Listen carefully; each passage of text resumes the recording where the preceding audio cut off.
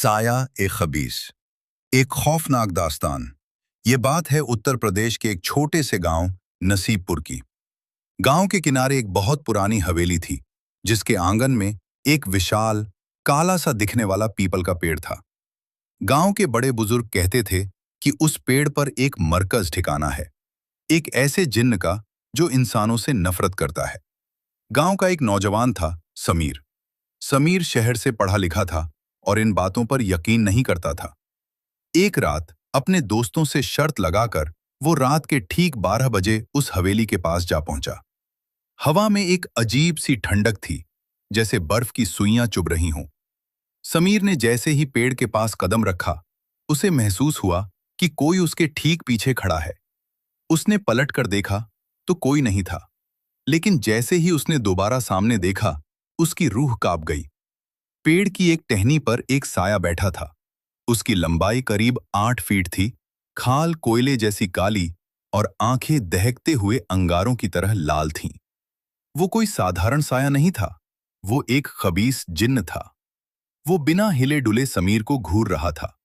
समीर ने भागने की कोशिश की, लेकिन उसके पैर जमीन से चिपक गए। जिन्न की आवाज समीर के कानों में नहीं, बल्कि सीधे उसके दिमाग में गूंजी। तुमने मेरी इबादत और मेरे सुकून में खलल डाला है इंसान।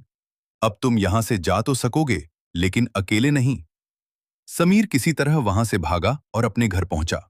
उसे लगा कि वो बच गया है, लेकिन असली खौफ तो अब शुरू होने वाला था।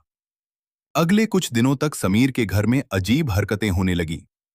रात को रसोई से बर्तन गिरने की आवाजें आती, कमरे का तापमान अचानक गिर जाता और दीवारों पर काले हाथ के निशान उभर आते।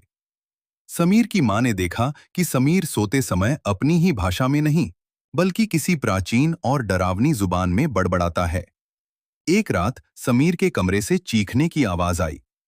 जब घरवाले अंदर पहुंचे तो देखा कि समीर हवा में करीब 4 फीट ऊपर लटका हुआ था, जैसे किसी अदृश्य हाथ ने उसका गला घोंट रखा हो। उसकी आंखें पूरी तरह सफेद हो चुकी थीं। गांव के एक पुराने मौलवी साहब को बुलाया गया।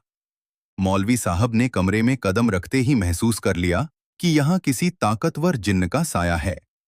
उन्होंने पवित्र आयतें